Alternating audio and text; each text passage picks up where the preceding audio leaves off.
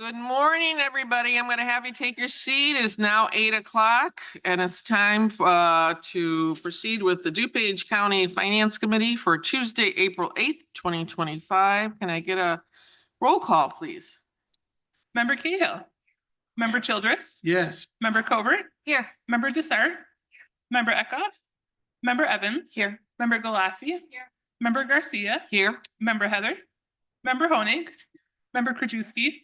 Member LaPlante. Member Ozak. Member Rutledge. Member Schwarzy. Member Tornatori. Member Yu. And Member Zay. Okay, we have a quorum. Do we have any public comment for today? Okay, no public comment. Chairwoman's remarks. Thank you all for being here. I know it's been spring break, so we're happy to see all your happy faces back here. If you went anywhere, I'm jealous. So welcome back. Also want to give a quick thank you to our DuPage County Clerk for an election well run and for the Election Commission. I want to congratulate anyone who won in the races, and I want to congratulate anybody who even ran. So, okay, moving on to approval of minutes. Can I get a motion to approve the minutes for the Finance Committee, the regular meeting Tuesday, 2025? We got a motion by, I think, Member Rutledge, second by Member Covert. Any discussion on the minutes? All those in favor? Aye. Any opposed? Motion carries. Okay. Moving on to budget transfers. Can I get a motion to approve 25-0968 transfer of funds from drainage system infrastructure to building improvements in the amount of $1,300,000 to cover fiscal year end retainage accruals and county-owned ARPA capital projects? A motion by Member Honig, a second by Member Dessert. A Member Rutledge, and a question by Member Dessert. Thank you. Yeah, I did have a question about this one. It says the packet doesn't say what this is for and then what happens to the drainage system without this money. So I just wondered about this one. What exactly this is for? I mean, which building improvements? Okay, we're having Jeff Martonowicz. I already say his name wrong. Jeff, come on up and explain. Okay, good morning. So this is related to two contracts.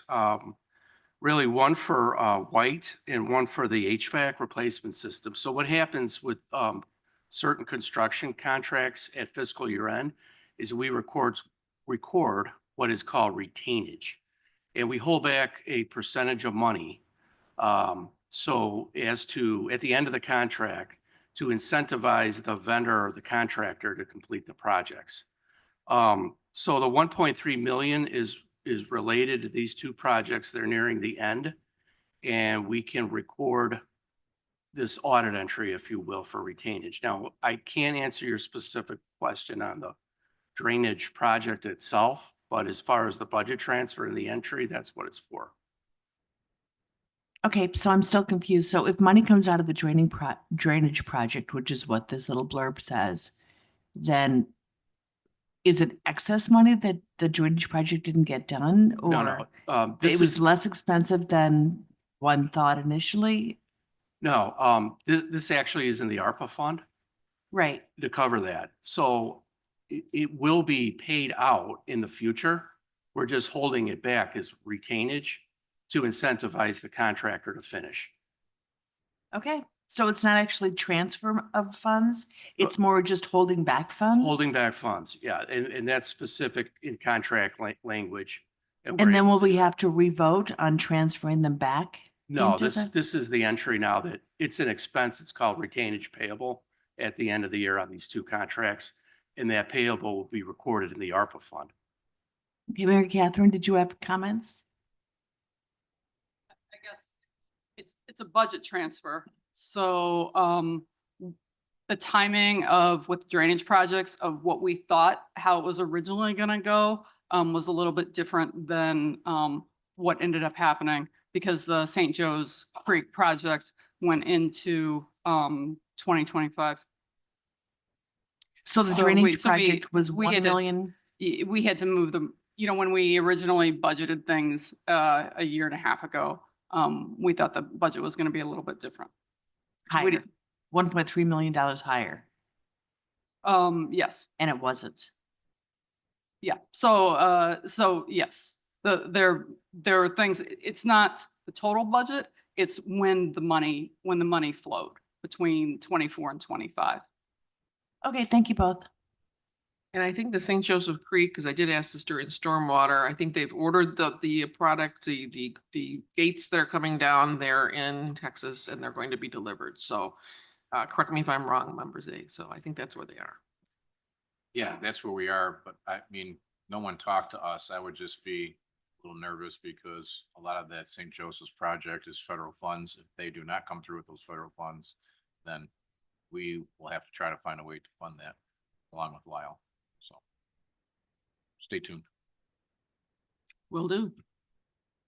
Okay, so we got motion, we got second, all in favor of this? Aye. Any opposed? Motion carries. Okay, moving on, can I get a motion to approve 25-0973 transfer of funds from 1,1180-53828, which is contingencies, to the grant services in the amount of $1,545,085 to fund the member initiative program through the county board office. Who was the motion? Member Covert, were you the motion? I'll member you, and then member Covert was a second. I knew a question, member Covert. Yes. Thank you, Madam Chair. This might be a discussion for another time, but it is related to this, to the member initiative program. So the members in our district, we were discussing this, and we noticed that it's on a reimbursement basis. So anybody who needs funds or resources, they need to put the money up front before they could, then they get reimbursed from our member initiative program. And it may be making it difficult for some organizations to retain those funds because they don't have that money up front.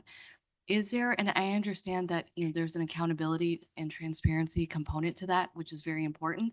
But I was wondering if there's any way, any alternative way we can make it easier for these organizations to obtain that funding. We've got Nick Hotmeyer coming up. I had the same questions, but I got mine answered, but we'll see if it's the same. So the member initiative program is a reimbursement-based program based upon the criteria set by the board. And the reason for that is obviously the protection of our funds. If we have an organization that doesn't spend it or spends it inappropriately, this gives us the ability to correct that. Ultimately, it's your decision as a board, but it obviously puts the funds at risk more. I know that in some cases, such as a large upfront purchase, it can be more difficult, but it's simply a protection of the funds, and it's ultimately a decision by the board. Thank you. Thank you. Sorry. Member Desart? The same thing happened during the CARES Act and the townships. The township, I don't remember if it was the CARES Act, or the ARPA funds, but at one point we offered the township some of these funds, and most of these townships didn't have the money to buy these things up front, and they get reimbursed. So somehow this board reversed that, so they didn't have to have the money up front. So I would suggest that this board, these are nonprofits we're talking about. They don't have $60,000 or $100,000 up front to pay for these member interest programs. So I would like to see this board, maybe we can get it on the next agenda, reverse this and just allow us as the members in each district who know these foundations, who know these people, reverse that initiative, because I agree with Member Covert that these small nonprofits cannot afford to finance these objectives up front. And then I had one other comment too. And that comment wasn't related to Member Covert. It was actually this transfer of 1.5 million. In the packet, the items are not listed. And I know that later in the agenda, we have 9B8, where there's $10,000 to APNA and 15 for Poised for Success approvals for the member initiative project. And so that's $25,000, obviously. So I'm wondering why the 1.5 million is being transferred at this juncture. Thank you.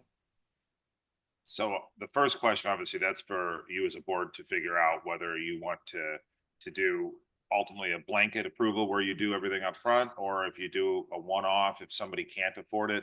But I will say there is risk associated for some of these if you do pay up front, if they don't spend it correctly, or worse yet, they don't spend it but that's up to you. As far as the That, I understand that. However, these are member initiative functions or initiative programs. So the members know these people, know these entities. So the members are responsible ultimately to make sure the funds are paid in the way that the nonprofit is requested. That's my opinion. Thank you. As The far next as- questions? Yeah, as far as the transfer, the 1.5, that's simple because the member initiative was originally funded out of the contingency in the budget. We are transferring the entire amount of that into the county board budget because that's where those funds will live and be dispersed from instead of being paid straight out of contingency. Okay, thank you. That's what I thought, and I just wanted to be clear. Thank you. And I just wanted to add something very quickly. I had the same questions, I'm sorry, Member Covert, about one of the ones who actually asked, they were calling me and saying the same concerns that they had. In talking to finance, I am a little bit concerned, because I did talk to them. There's a very fast turnaround in getting the money back to them. So, I mean, if you apply for it and we get it approved, I mean, they're getting it back within 30 days. I mean, so they will get it reimbursed within 30 days. So we have to be a little bit concerned that we want to make sure that we are getting the receipts back on this. So moving on, we've got Member Evans and then Member Cahill, Member Lassie. Member Evans first. Thank you, Chair. Sorry, Nick, I don't know if you need to go back up there, but there is no way to claw back this money if we give it to them. My concern would be not so much that that there's any wrongdoing, but if for some reason they wanted to buy a truck or something and for some reason the truck was either way too expensive, with the prices going up, or just no longer available. They have this money. If they decide, okay, well, we're just going to put it into our endowment fund. What's our liability? We're not allowed to do that. What's our liability as county board members? Number one, we can't claw that money back. And number two, that's not allowable. We're giving money to, an organization that, they say they're going to do something and then they don't do it. I understand there is a matter of trust. There is a amount of trust between us and our members that we're going to give money to, but what if it's broken? Thank you, Member Evans. Member Cahill. Thanks, Madam Chair. I completely support Nick, and I do disagree completely with giving them the money up front. There is risk associated with these taxpayer funds. Risk is the word here. It's a fast turnaround, and we have a responsibility as fiduciaries of this taxpayer funds to not just give the money up front because we trust them. We have to make sure that these funds are properly executed and given to the nonprofits, but then they can, if there's a problem, it'll definitely be reimbursed in a quick basis. So I would definitely not give the money up front. Thank you, Member Cahill. Member Galassi.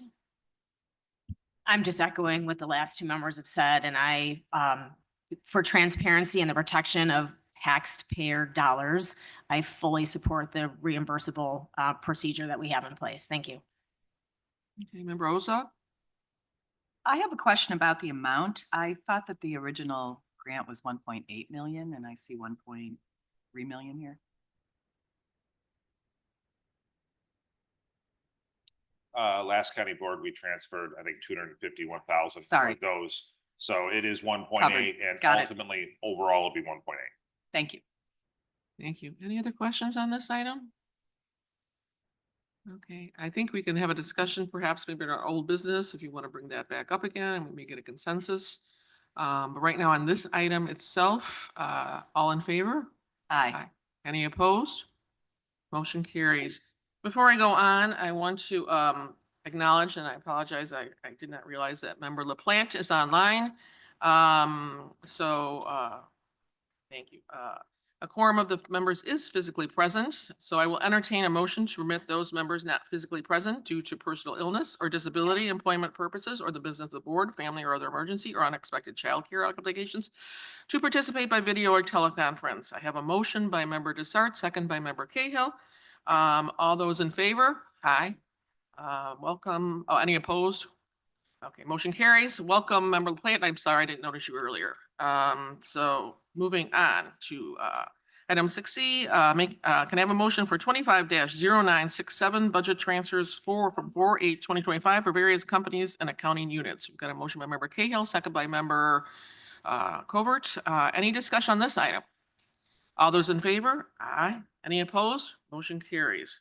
Moving on to procurement requisitions, and I'm gonna hand it off to ETSB member Schwarzy. Thank you, Madam Chair. I move on ETSR 1425, a resolution for a lease agreement between the County of DuPage, the Emergency Telephone System Board of DuPage County, and the Village of Addison for new antennas and space in the communications building adjoining the tower. This is pending parent committee approval tomorrow. Okay, we got a motion by member Schwarzy, second by member Yu, question by member Zay. Thank you, Madam Chair. Yeah, do we have a reciprocal agreement with Addison for their tower? I mean, I just remember us leaving AC/DC to come back to Ducom because of the price. I was wondering, you know, we get charged for their services. We're not charging anything for this, so I'm hoping there's some kind of reciprocal where we're using their antennas up there. I'll defer this to Executive Director Zerwin, who may be online. Yeah, is Linda Zerwin online?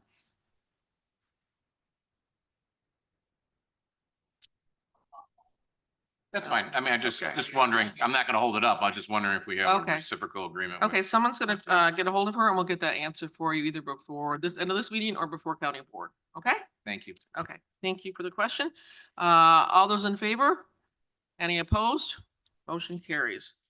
Moving on to Human Services and back to member Schwarzy. Thank you. I move on HSP 1725, recommendation for the approval of a contract purchase order issued to Carevoyant Inc. for historical access data license fee for Carevoyant LTC software to reside on DuPage County's file server and support for the period May 1st, 2025 through April 30th, 2026 for a total contract amount not to exceed $55,500.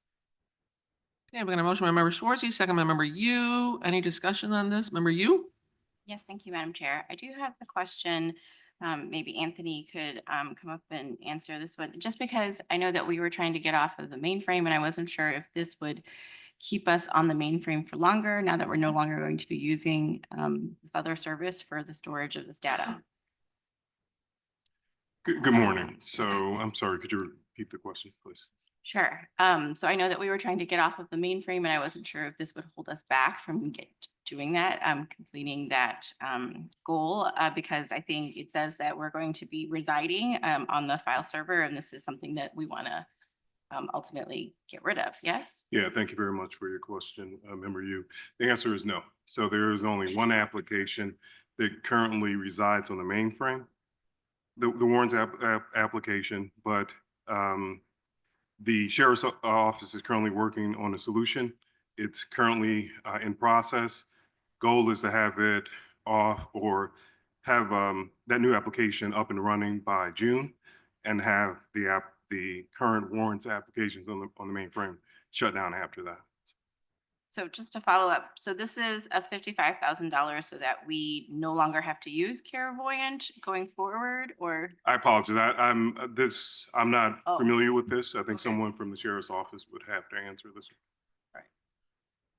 Or Care Center, I'm sorry. Is there anyone from the Care Center here? No, okay. This is Janelle. I'm here. Hi. Carevoyant was our prior medical record vendor, and we switched to a much more efficient, effective point-click care. However, we need to be able to still access records from that prior system for our residents. So this is the system that's going to allow us to do that. Okay. Is so- keeping these records, we're moving them so we have access. Carevoyant is more getting into more home care and not long-term care. And we have to protect these resident records. So we're moving them, and IT has helped us figure out a way to do that. Okay, got it. Thank you. Okay, any other questions on this item? Okay, all those in favor? Aye. Any opposed? Motion carries.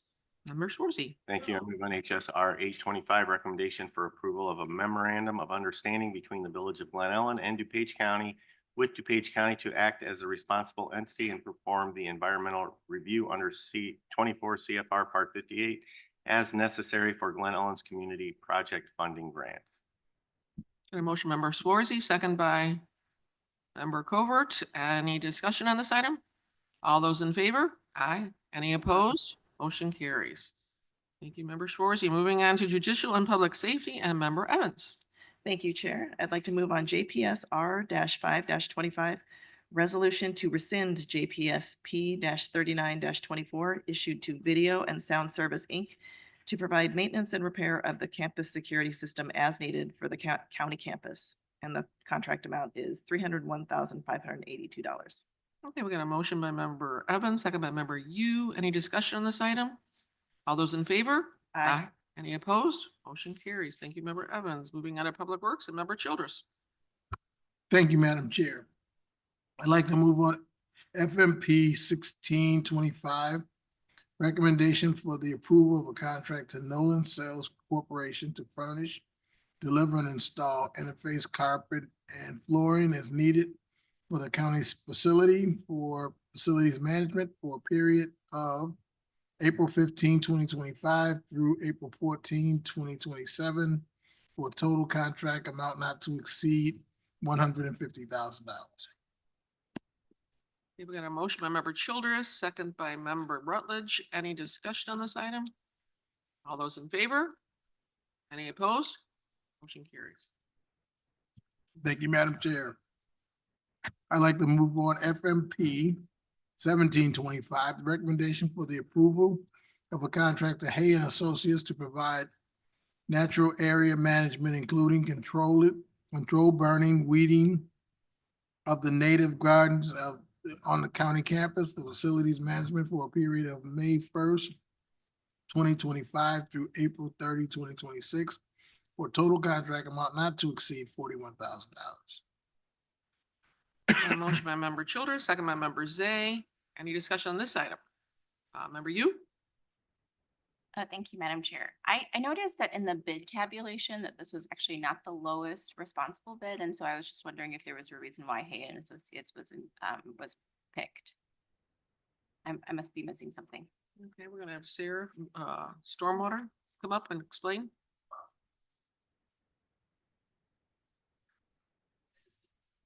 Microphone? Sorry. Stormwater assisted facilities with this, so I'll respond on behalf of them. When this process goes through, it's actually an RFP, so it's based both on cost and expertise. And when you look at the matrix of cost and expertise and ability to do the work, Hay and Associates was the #1 chosen consultant. You're actually one of the most expensive ones, but it was the qualifications that you're saying that really. Correct. put them up there. And honestly, when we look at the tasks that we give them, we do look at the prices, and if they're very high, say, and I don't know all the exacts on Hay's contract, but if they're high on something like a controlled burn, we'll look to possibly one of our other contractors to do that controlled burn. I see. Okay, thank you. Yep. All right, thank you so much. Any other discussion? That's Member Rutledge. Thank you, Chair.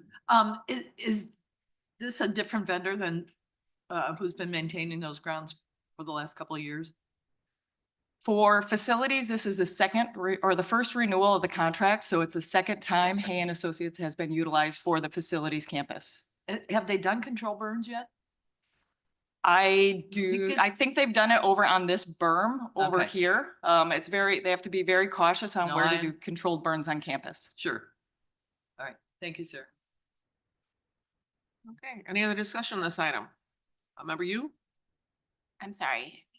This was not the actually highest bid. I was thinking of another one. I'm sorry. Thank you. Thank you. Thank you for that clarification. Any other discussion on this item? All those in favor? Aye. Any opposed? Motion carries. For Childress. Thank you, Madam Chair. I'd like to move on PWP 525.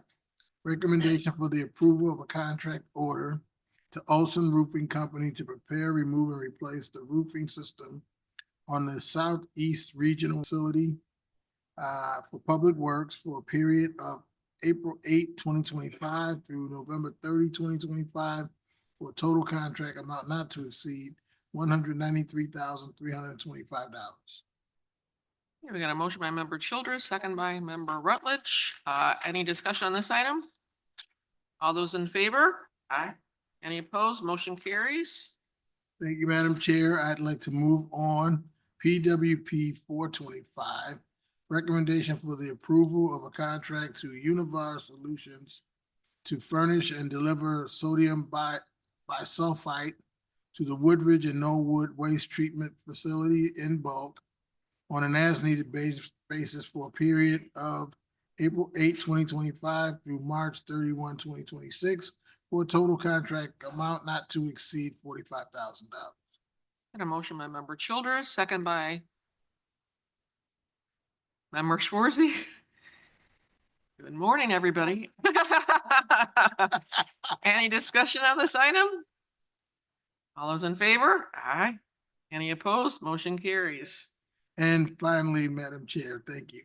I'd like to move on PWR 225 for the recommendation of a contract 21-105-PW, which has been renewed via resolution PWP 425 issued to Univar Solutions for sodium bisulfite for both the Woodridge and Knollwood Waste Treatment Facility in bulk on an as-needed basis for Public Works for a change order to decrease the contract by 4.19%, taking the original contract rate of $2.65 per gallon delivered and resulting in a new contract of $2.54, a decrease of 4.19%.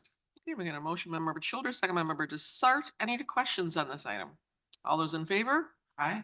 Any opposed? Motion carries. Thank you, member Childress. Thank you. Moving on to stormwater and member Zay. Thank you, Madam Chair. I move on to SMP 7-25. Recommendation for approval of an agreement between the County of DuPage and P-Zone Associates to provide professional native vegetation management for stormwater management from May 1st, 2025 through April 30th, 2026. Contract not to exceed $100,000 per renewal under RFP 23-21. This is the second of 3 option renewals. Motion by member Zay, second by member Desart. Any discussion on this item? Member you? Thank you, Madam Chair. Okay, so this was the one where the bid was the highest one. And so I was a little bit surprised that we decided to go with Pizzo and Associates. And so I'm sorry to bring up, but I'm assuming that this is actually also relevant to what you were saying before, that this was a person with more expertise in certain areas. Absolutely. And I would like to say of all of our vendors, one of the vendors, when we approached them, I think it's NCAP and Associates, they actually declined for an extension or a renewal of their contract because they have so much work this year. They can't take on the additional work of our contract as well. Great, Yes. thank you, Sarah. Any other discussion on this item? All those in favor? Aye. Any opposed? Motion carries. Thank you, member Zay. Moving on to technology and member Covert. Thank you, Madam Chair. I'd like to move on TECO 325, 3-25 amendment to county contract issued to Dell Inc. for a Microsoft Enterprise Agreement for all Microsoft software and Azure cloud services for GIS and information technology to increase the encumbrance by $7,470, resulting in an amended total contract of $3,857,514, an increase of 0.19%. Got a motion by member Covert, second by member Schwarzy. Any discussion on this item? All those in favor? Aye. Any opposed? Motion carries. Thank you, Madam Chair. I'd like to move on TER-1-25, revision to the technology resources acceptable use policy. Got a motion by member Covert, a second by member Yu. Any discussion on this item? All those in favor? Aye. Any opposed? Motion carries. Thank you, Member Covert. Moving on to transportation and Member Ozog. Thank you, Madam Chair.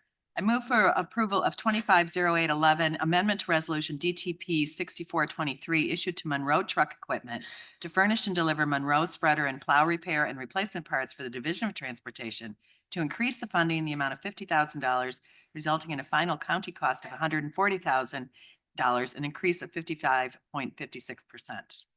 Got a motion by Member Ozog, second by Member Sartz, question by Member Galassi. Yes, thank you. When I was reading the backup here, it just said that there were a lot of unforeseen repairs that were needed. It just seems that's just a huge increase. Is there any explanation or reason? Steve Travias from Transportation Company, answer the question. Good morning. Yes, as a matter of fact, what we ended up having during the winter operations was damage due to a crash that cost us about $30,000 to go a la carte and get quotes and get the repairs done when we had a vendor that was capable of doing it. So by doing this, we kind of hedge our bets against future incidents. The kind of equipment we're talking about is the spreaders and the parts on the back of the plow for winter operations. So it was because of an accident that caused the. Yeah, so this is us trying to basically plan ahead for the next unfortunate incident. All right, thank you, Steve. I appreciate that. And thank you for the question. Any other discussion on this? All those in favor? Aye. Any opposed? Motion carries. Ozog. Thank you. I move for approval of DTR 000425, awarding resolution to Precision Pavement Markings Incorporated for the 2025 Pavement Marking Maintenance Program for an estimated county cost of $496,037.30 per lowest responsible bid. Motion by Member Ozog, second by Member Evans. Any discussion on this? All those in favor? Aye. Any opposed? Motion carries. And that's it for me. All right, thank you, Member Ozog. Moving on to finance resolutions and Member Cahill. Thank you, Madam Chair. I move to approve FIR 0054-25, acceptance and appropriation of the 51st year of the Community Development Block Grant, Program Year 25, Company 5000, Accounting Unit 1440 for the period April 1st, 2025 through March 31st, 2026 in the amount of $3,744,889 for community development. I got a motion by Member Cahill, second by Member Desart, I believe. Any discussion on this? All those in favor? Aye. Any opposed? Motion carries. Thank you. I move to approve FIR 0055-25, acceptance and appropriation of the 37th year of the Emergency Solutions Grant, Program Year 25, Company 5000, Accounting Unit 1470 for the period April 1st, 2025 through March 31st, 2026 in the amount of $286,741 for community development. Got a motion by Member Cahill, second by Member Yu. Any discussion on this item? All those in favor? Aye. Any opposed? Motion carries.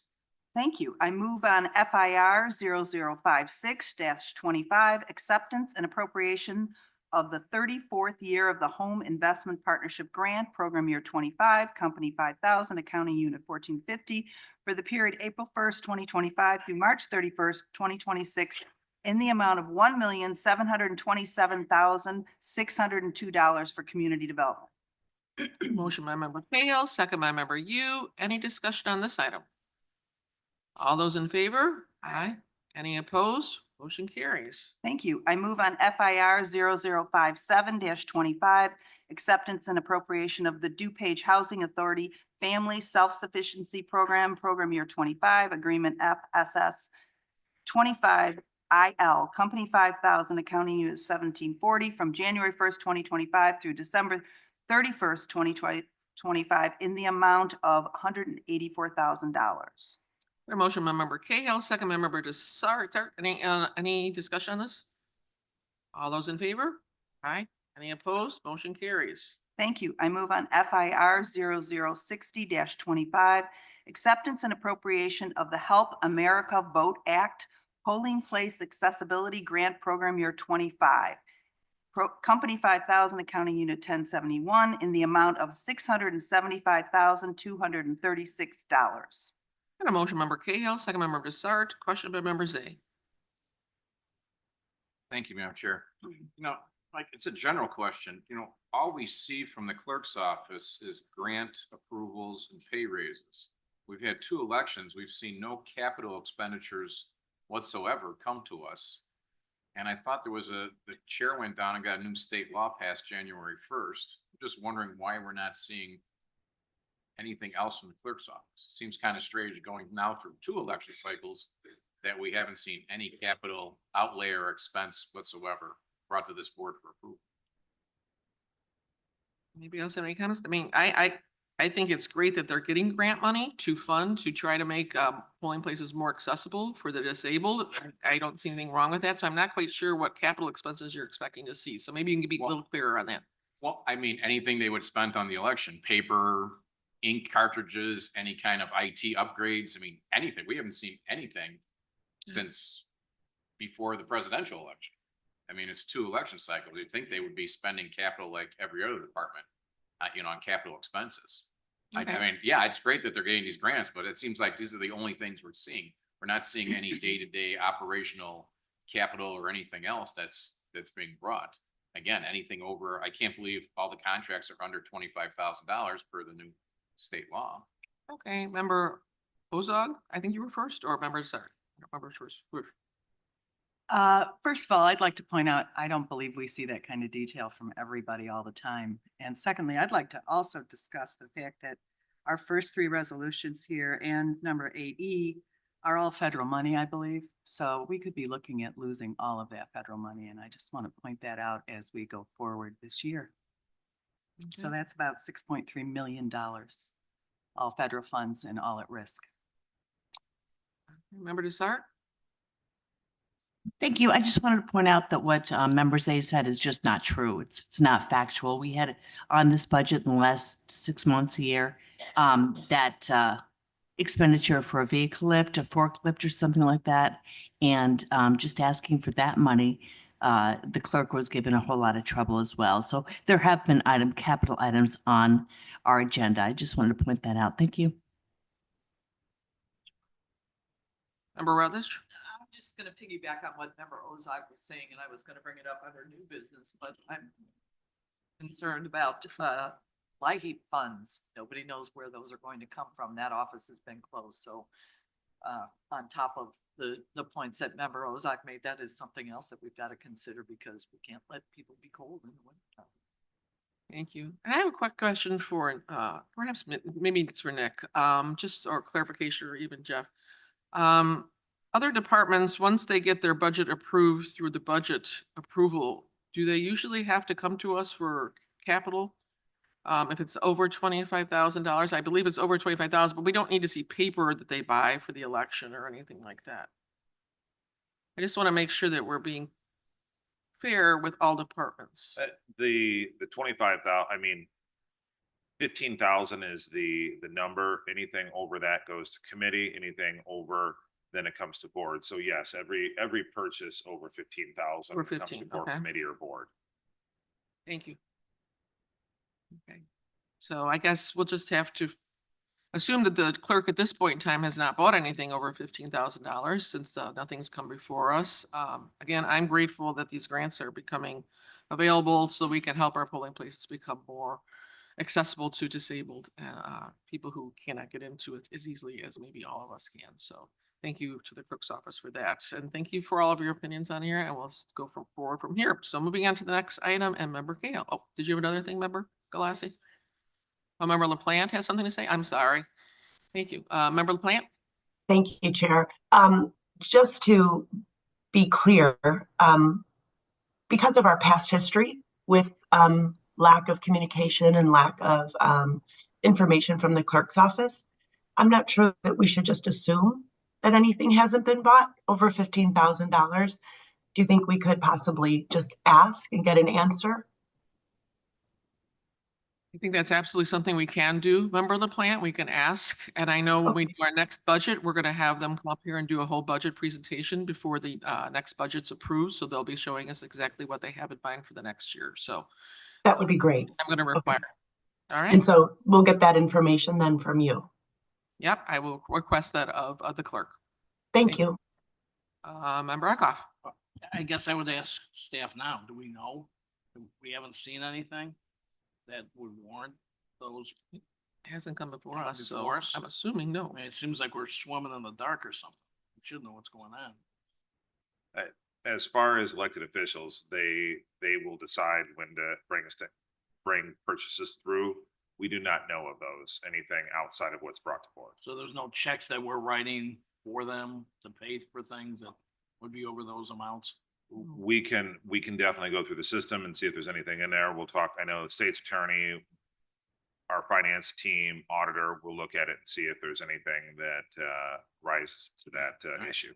So at least we're on it. We're looking. And I was just made it clear that the auditor will flag anything that's over that, so we'll get word from the auditor if there's something. So we would have heard from the auditor if that's something that's happening. So there are checks and balances in place, so.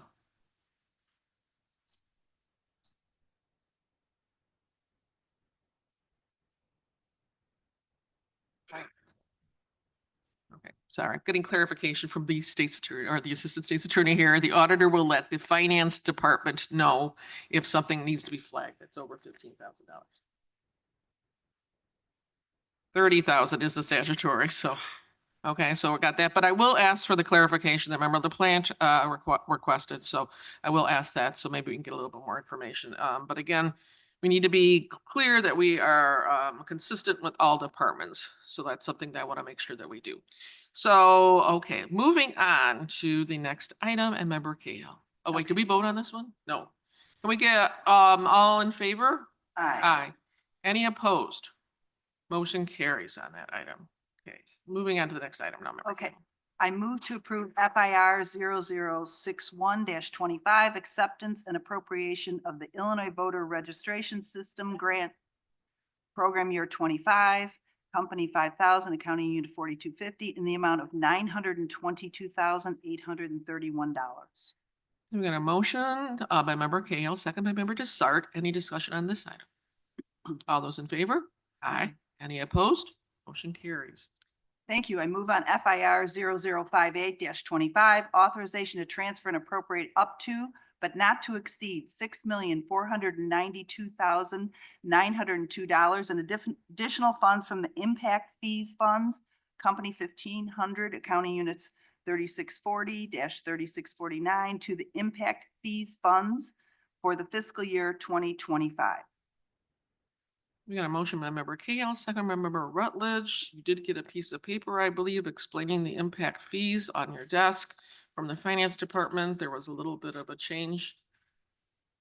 That's the We next want to item. have, what's the next one? Yep. Oh, So- sorry. Yeah, next. All those in favor of this item? Aye. Oh, you're gonna amend this. Okay. Okay. I move on FIR 0059-25. We didn't vote on one. Wait, we have to do the one before. Yeah, we have to do the first. one before. Yeah, go ahead. No, that's all right. I thought you had done the one. Nope. No, we haven't voted on it yet. No, okay. Go ahead. All those in favor? Aye. Any opposed? Okay, motion carries. Now the next one. Now I move on FIR 0059-25, additional appropriation for the impact fees funds, Company 1500, Accounting Units 3560-3569, in the amount of $4,458,927. Okay, we've got a motion by member Cahill, second by member Ozog.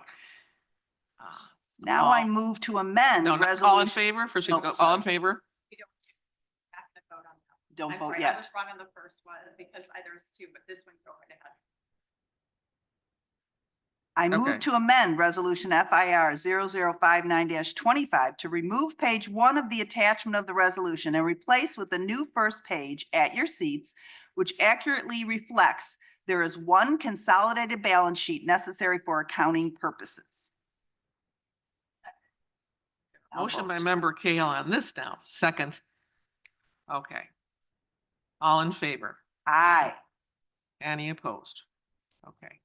Now we're going to move on the original as amended. Right. I now move to approve FIR 0059-25 as amended.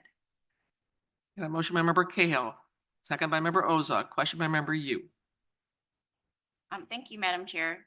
So I'm sorry, could I get an explanation as to why this is an additional appropriation in the amount of the 4.458? As opposed to the 6.4 million that we had just transferred into the same accounting unit 3560-3569. We have Jennifer from, Jennifer's in from Finance and Steve Travia from the Department of Transportation. Hi. So the original, the first motion that you guys passed were for the old accounting units where they had their own balance sheets because all the money had to be kept separately. Then we moved them to the new accounting units with a single balance sheet because we don't have to keep them separate anymore. So that's the difference. So now we have to appropriate that budget into the new accounting units. Okay, so does that mean that this 4.4 million is part of the 6.4 Yes. million? Ah, Yes. okay. Yes. that makes- And then the accounting units for the 6 point whatever million, that is, those accounting units are going away. We won't be using those anymore. Okay, so then the remaining would be like 2 million or so. Yes. That's just going to remain. And fund balance, and theoretically that'll be budgeted with the 2026 budget. Okay, got it. Thank you. No problem. All right, thank you. Good question. Thank you, Member Yu. Any other discussion on this? All those in favor? Aye. Any opposed? Motion carries as amended. Okay. Thank you. I move to approve FIR 0063-25, interfund loan from the general fund to the county infrastructure fund, company 6,000, accounting unit 3,600, in the amount of $22 million. Got a motion by Member Cahill, second by Member Rutledge. Any discussion on this item? All those in favor? Aye. Aye. Any opposed? Motion carries. Thank you. I move to approve FIR 0064-25, authorization to transfer and appropriate an amount not to exceed $5 million in additional funds from the general fund to the county infrastructure fund for fiscal year 2024 surplus item. Motion by Member Cahill, second by Member Galassi. Any discussion on this item? All those in favor? Aye. Any opposed? Motion carries. Moving on to information on Member Cahill. All right, I move to receive and place on file payment of claims, county board resolutions, and grant proposal notifications. Motion by Member Cahill, second by Member Rutledge. Any discussion on any of these items? All those in favor? Aye. Any opposition? Motion carries. It is received and placed on file. Okay, moving on to old business. Member Ozark. Thank you. Thank you, Madam Chair. Going back to our previous discussion about disbursement of the member initiative money, what I'd like to see is perhaps a hybrid where there could be on a case-by-case basis a reason to have a not-for-profit submit either their bill to their vendor or give it to them directly when there's a vendor bill available. The case I'm thinking about in particular, I'm partnering with District 2 to give Outreach House in Lombard significant funds because they're moving their space into a much larger space to serve even more members of the community. And one of the items I know they're purchasing is a walk-in cooler. Those sorts of items can be in the tens of thousands of dollars, and that's where you wouldn't expect the not-for-profit to have that kind of cash on hand. So what I'd like to have us consider is perhaps a hybrid where the vast majority of the money is spent on an invoice basis, but on a particular case-by-case basis, perhaps a review by the chair and the executive director would allow us to either pay the vendor directly or to pay the not-for-profit directly when a vendor's bill has been presented. So I think that might be a good compromise, and the majority, again, would be going on an invoice basis. Thank you. Okay, thank you. I'm gonna probably have someone from finance, Jennifer, come up and explain how that would work in the finance department in terms of doing it separately like that, or Jeff or Nick or anyone.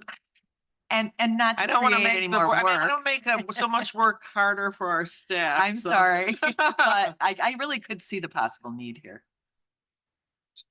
So what we can do is, my suggestion, if the board would like a hybrid, We can work with each of the nonprofits. I mean, our goal would be to do it as reimbursement based. But if there is a special circumstance, we can work with them and then we will bring it to the board accordingly. But the vast majority, we would very much like to have reimbursement based, but there could be a one-off that we will bring back to the board and we will work with them to see what the options are, if that works with the board. Would we need a vote for this? You would need, or you would need a vote. I mean. A resolution? We're bringing each of those when we bring it. We Anyway. can notate if there's something so that you as a board will know which ones will have it. But we'll work with them. And if somebody's like, I can't afford the freezer or this or that, we will then work with them. And then you as a board can decide whether you want to extend it. There is risk, but we will try to minimize it the best we can. Do we need to do that formally? Once we get in, we will see, we'll work with the state's attorney and see how to do that, knowing that that is the will of the board. We'll work with them and we will decide whether we will formalize it or how we will do it at that point. A quick question for you. I know with the outreach house, if they're ordering something, they have an invoice for it. Can that be used as a receipt? So then they don't pay for it till they get it. So if you get the paperwork from us in, then we can get that 30-day turnaround. And there's certain issues, like maybe we do something where the invoice, we see that it's been placed and we can pay up front, or instead of waiting until the project gets all the way to the end, we will reimburse them for the equipment they buy. And then they have that, and then we'll reimburse them for the installation on the back end. So maybe two different parts of it. But we will look at if one of the nonprofits comes forward and says, I cannot afford this, we will work with them. We don't want that to be a roadblock, a bar for them to move in a program if they can't afford it. So we will work with them as best as we can. Could this be formalized in a resolution in our next finance meeting? Or do we need I to? would recommend, like I said, the vast majority, we want reimbursement. We will work with the ones who have I'm a fine with that. And I mean, like Member Desart said, you guys know the nonprofits that you're working with better than anybody, and have that discussion with them, knowing that the board would like to do reimbursement. But if one of them, and let us know if one of them's like, I can't afford it, but I want to apply, let us know early. That sounds reasonable. Thank you. And again, the faster you get the paperwork in for the member initiative program, the faster they get their money back. So Member Schwarze's next. Thank you. I just wanted to, Executive Director Zerwin's here to answer a question from ETSB earlier, so. Members A, do you want to ask your question again? Yeah, I mean, we had that agreement with AC/DC. Do we have the same reciprocal agreement with them to use their antenna if something were to happen, or tower or whatever it is? Put an arrow there. Good morning. I apologize. I wasn't in the room at the exact time that the question was asked. This particular agreement is not a reciprocal agreement. It's not necessary for what they're doing. The sheriff does not need any of the tower space in where that particular tower is located by the dispatch center itself. And the 911 center is already the 911 system is already connected. So in this particular agreement, it's not needed. So the answer would be no. We're not charging them anything. On a public safety, we generally don't. Okay, thank you. Thank you. Thank you, Linda. I appreciate it. Okay, moving on, we've got Member Honig is next. Thank you, Chair. Kind of going back to the member initiative again, from, an accounting perspective, we have to keep in mind that a lot of these, projects and non-for-profits, these all have to be expended, correct, through 2025, and they have to be shovel ready. So from an accounting perspective, just, especially in District 2, I can't speak for all the districts, but we try to get ahead of it so quickly and reach out, just like Nick said, knowing what the non-for-profits need and what they're and how to meet those needs. And I think because a lot of these have to be expended in that time frame, I could see the confusion that would lie on those, recordings and statements, because making sure that, if you're given money and then it's, maybe for some reason their budget changes and they are able to free up funds for something and they use it for something else, that could obviously be an issue in the future. But I definitely think member Ozog has a point for a case by case. If there's a very specific need that needs to be looked at, I can understand that, especially because not every non-for-profit operates the same.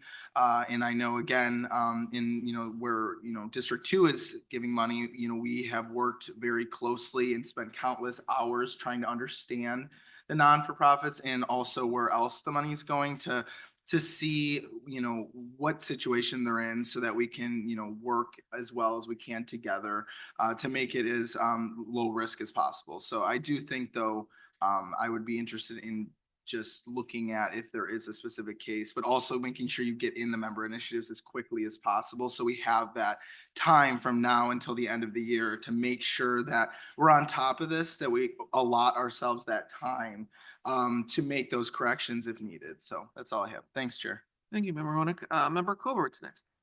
Thank you, Madam Chair. I think that's a wonderful idea by Member Ozog. It's finally a solution, a hybrid option. I really like that.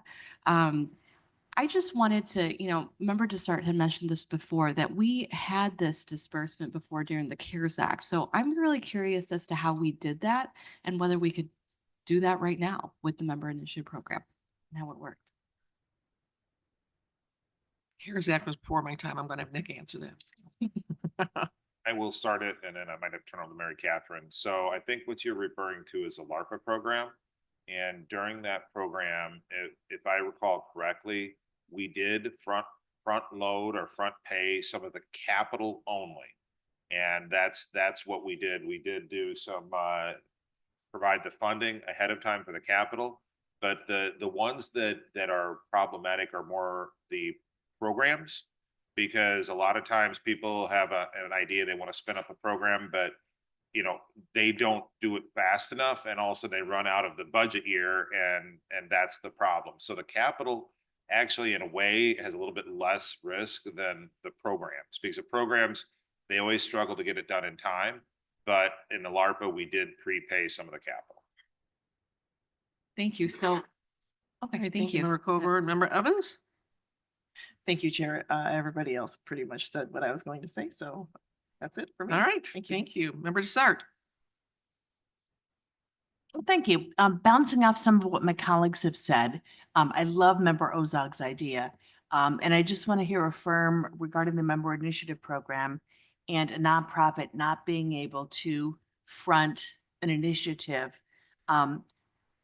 Am I hearing that most of you know that I have a passion for the DuPage Historical Museum. And so one of their items would be a crumbled front step area. So just as an example, if somebody like that, if we provided them with a member initiative program grant, if they hired a contractor, could we pay the contractor for the work ahead of time so that the money didn't have to come out of their specific budget? Is that what I'm hearing? No, No. we would, our contract is with the nonprofit. Okay, so they would still have to Absolutely, our upfront contract- the money Historical somehow. Museum, in cases like that, I know, like you have a Lombard one. They have the resources available to pay and to do that. I think what you're looking at are the very, very small nonprofits out there that don't have the type of resources. And that's the type of discussion we will have.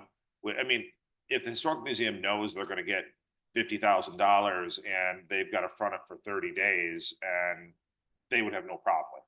But there could be a very small nonprofit who has no ability to front 5,000. And that'll be what we work with. Thank you, Nick. And that's my fear. I mean, with so much going on at the federal level, cutting dollars from all of these nonprofits, we need to support our nonprofits more now than ever before. And I think that a lot of nonprofits, if they had the money, they would do these things, buy a freezer or do whatever themselves. But because they don't have the money, they rely on places like DuPage County to supplement those needs. And I just want to make sure that that we can provide those needs without having to pay up front, being, as Member Ozog said, a roadblock. Thank you. And just to be clear, I think in our surplus, we earmarked to revisit back in June, the DuPage County Historical for some repairs, if I remember right, correct? Good memory. I was actually going to bring that up because I figured to use it as an example But there is money that we have that the board has already set aside for the historical museum for exactly the crumbling steps. So Yeah. I figured it was just an example you brought up. Yeah, okay, thank you. Member you. Thank you, Madam Chair. I'm going to blame the lack of coffee this morning that I didn't ask this question before on item 8I. So for the interfund loan from the general fund to the county infrastructure fund in the amount of 22 million, is there any concern that we're moving this from general fund to the county infrastructure fund? Just because I thought we had saved up millions of dollars in the transportation budget for the last 4 or 5 years. And so there was a good amount of money already saved. And so this is an additional 22 million No, for we the approved it. garage. Okay, I'm gonna have Nick and Jeff explain. We had some conversation, I know Vice Chair Cahill and myself with you guys yesterday, but we'll let you explain. So no, this is actually a very good thing that we have on there. So this one and then the next item are linked. So our discussion that we had on the board made a decision. Yes, transportation has 50 million of this project as part of their funds. This is the delta difference between what we think the project is going to be and what they have in reserves. So they have the vast majority of it. And the original discussion by the board is, if we have the ability, let's not make them go to a bank and pay interest. Let's do it this way.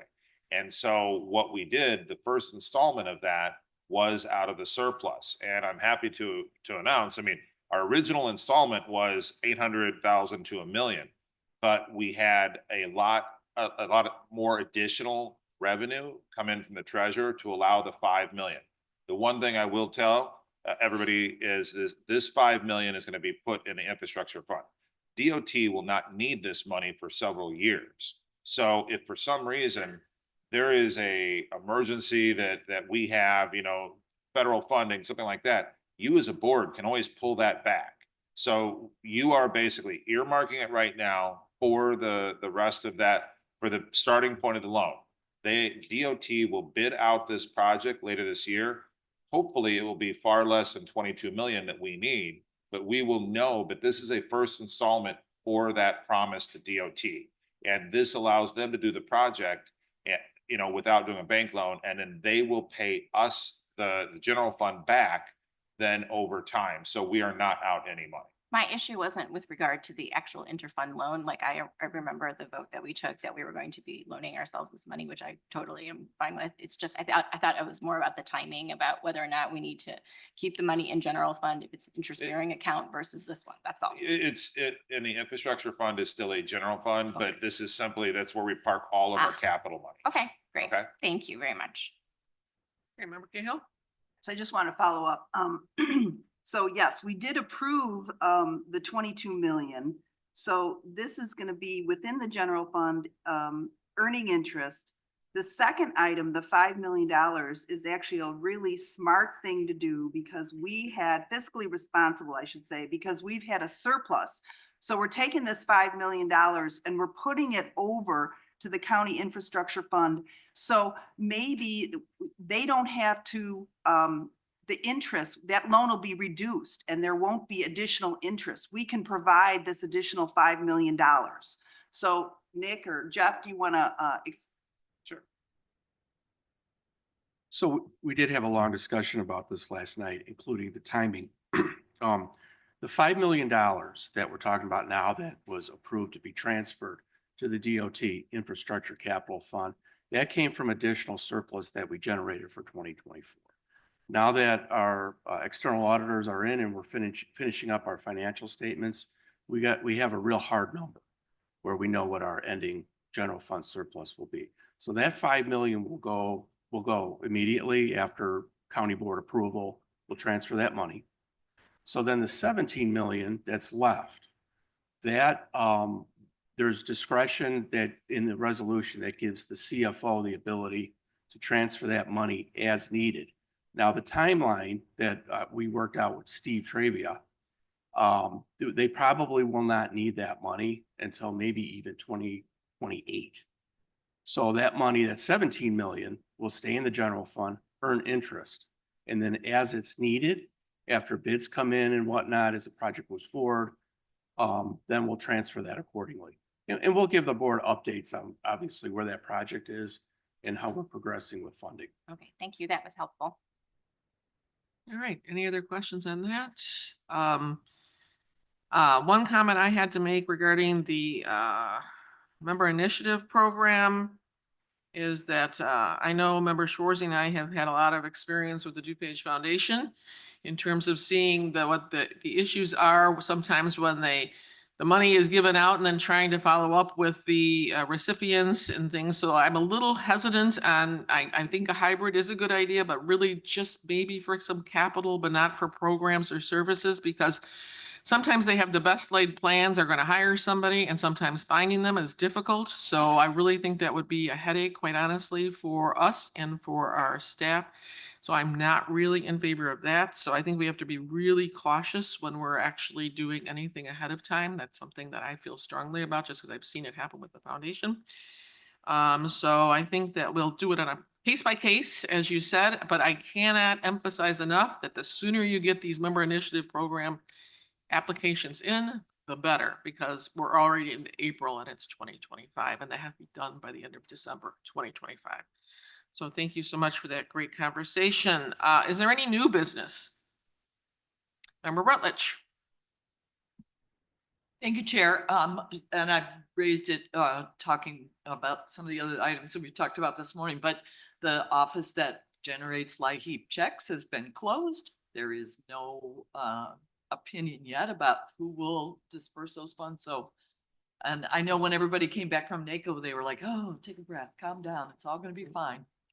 So I do have, I have an update on that. So yes, as you mentioned, the entire federal staff that manages the LIHEAP program was laid off from HHS last week. So just a reminder, we get our LIHEAP funds through the state. So it's the state that works directly with the feds. We were on a call, I was on a call yesterday with all of the LIHEAP directors from around the state. State staff told us that they have been in touch with other HHS staff at the federal level who have told them that the program will continue to operate. And so I don't know any details on what specific office that work was rerouted to. But for 2025 anyway, we have received at least some level of assurance that it will continue to operate at the federal level. What happens in 2026 is then anybody's guess. Thanks, Mary. I guess I'm glad it's springtime. True.